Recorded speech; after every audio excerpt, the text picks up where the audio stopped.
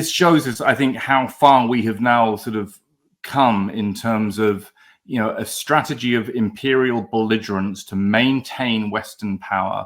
We saw it this was what the Project for New American Century was talking about in the 1990s. This is what we've clearly seen rolled out over the last 20 years.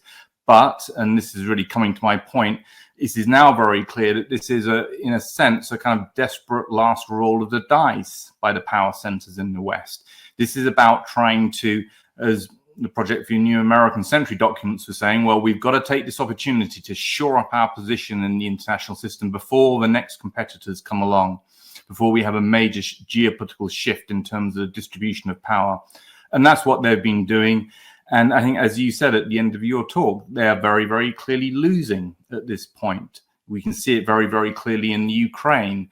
I doubt very much whether Israeli-US aspirations can be, in the long run, achieved in the Middle East.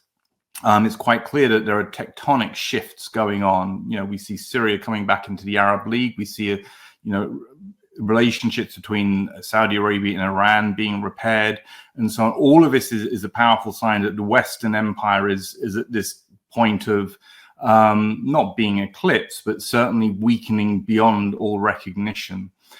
And the kind of belligerence that we've seen and the destructiveness and the blindness that we've seen from our liberal establishment, just soaking up the propaganda, being conned over the Iraq invasion and weapons of mass destruction, being deceived over 9/11, being deceived over Syria, the chemical weapons issue, which I've been involved in building that propaganda narrative.